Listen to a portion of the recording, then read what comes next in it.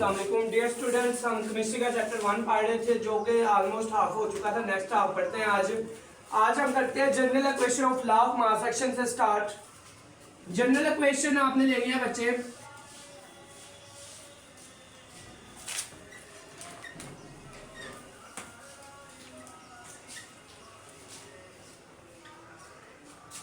अब आपको पता है कि लॉ ऑफ मास एक्शन में कौन सी चीज को डिस्क्राइब किया गया है कि किसी भी शय के रिएक्ट करने का रेट एक्टिव मासेस के डायरेक्टली प्रोपोर्शनल होता है। सबसे पहले हम लेंगे रेट ऑफ फॉरवर्ड रिएक्शन।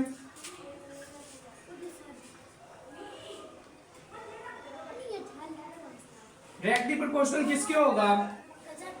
ए और बी के। अच्छा बच्चे, ये जो पहली चीज होती है ये आपका क्या होता है? कोएफिशिएंट। क्या होता है? अददी सार। ये आपने आई थिंक 6-7 क्लास में अलजेब्रा में पढ़ा होगा। कोएफिशिएंट इसे कहते हैं अददी सार। जो भी अददी सार होगा वो आपने ब्रैकेट के ऊपर लिख लेना है। किसके ऊपर लिख देना है? ब्रैकेट के ऊपर लिख देना है। ये था रेट ऑफ फॉरवर्ड। इसे खत्म करके क्या आ गया? के। तो फॉरवर्ड है तो इसके साथ एफ, बाकी एज इट इज। उसके बाद रेट ऑफ रिवर्स रिएक्शन।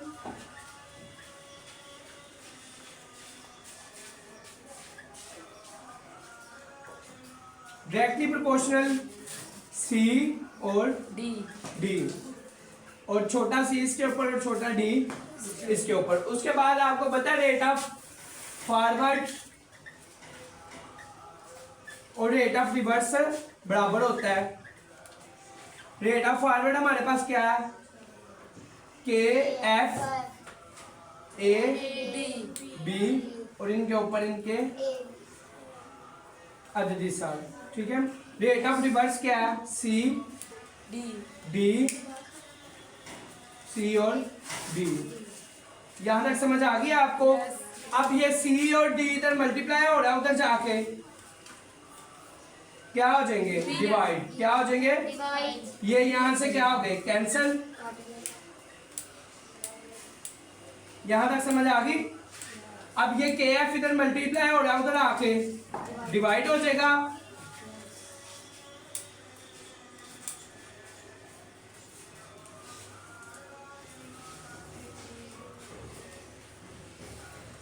और यहाँ क्या हो गया? के आर बटा के एफ। और जहां पे भी ये रेशियो आ जाए वो किसके बराबर होते हैं? Equilibrium constant. Equilibrium constant. अब इसके बाद हम इसकी एक तो जनरल एग्जांपल काट लेते हैं, अक्सर आ जाती है शॉर्ट क्वेश्चन में।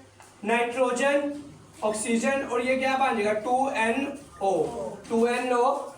अब सबसे पहले rate of forward reaction. Rate of forward directly proportional होगा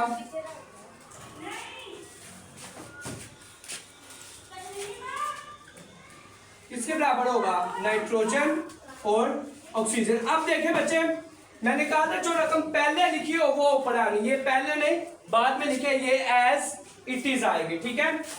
इसे खत्म करके क्या आ गया? के एफ नाइट्रोजन वैसे का वैसे, ऑक्सीजन वैसे का। अब रेट ऑफ रिवर्स। रिवर्स में क्या है? नाइट्रोजन ऑक्साइड और ये 2 पहले लिखा हुआ, ये क्या आ जाएगा? इसके ऊपर आ जाएगा, ताकत में आ जाएगा। समझ आई यहां तक? अब उसके बाद इक्विलिब्रियम कांस्टेंट आपने लिखना है, तो क्या बनेगा? NO2 डिवाइडेड बाय N2 और O2। यहां तक समझ आ गई? ठीक है। अब हम आते हैं equilibrium constant and its unit. Equilibrium constant क्या चीज है? इक्विलिब्रियम का आपको पता है, कांस्टेंट का मतलब होता है मुस्तकिल। कांस्टेंट का मतलब क्या होता है? मुस्तकिल। अब equilibrium constant is the ratio between,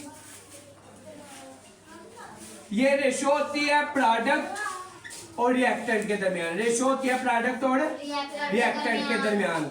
अब रेशियो जो भी होती है उसका कोई यूनिट नहीं होता। रेशियो का यूनिट नहीं होता। मैं आपको एग्जांपल देता हूं, उससे पहले 2 डेफिनेशन आती है, बहुत इंपॉर्टेंट है। न्यूमिनेटर और denominator. Denominator.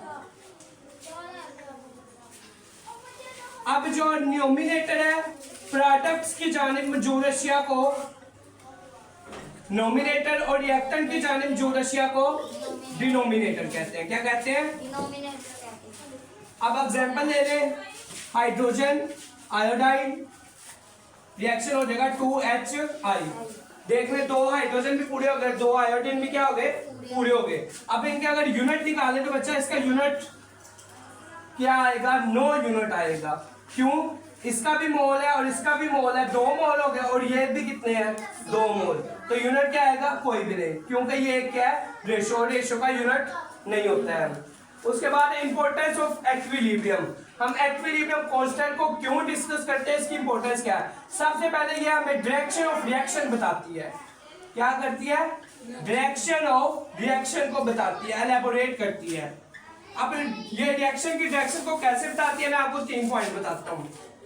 Equilibrium constant, coefficient constant. अगर तो Kc छोटा और Qc बड़ा हो, then reaction will be behind. Reaction क्या होगा, पीछे की सीमत होगा। क्या होगा, पीछे की सीमत।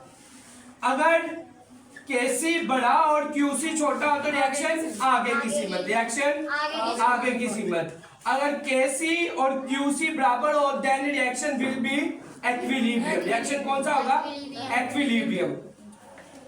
अब देखें ये कंडीशन को देखें, अगर Qc बड़ा हो यानी कि पीछे की तरफ हो, तो इसका मतलब ये होता है कि प्रोडक्ट अभी कुछ मिकदार में बने, प्रोडक्ट कुछ मिकदार में बने। लेकिन अगर ये Kc बड़ा हो तो प्रोडक्ट बहुत ज्यादा बन गया, प्रोडक्ट बहुत ज्यादा बन गया। लेकिन अगर Kc और Qc बराबर हो, इक्विलिब्रियम हो, तो then reaction will be complete. Reaction क्या हो चुका है, कंप्लीट हो चुका है। जो आपको चीज रिक्वायर है वो आपको मिल चुकी है। Thank you.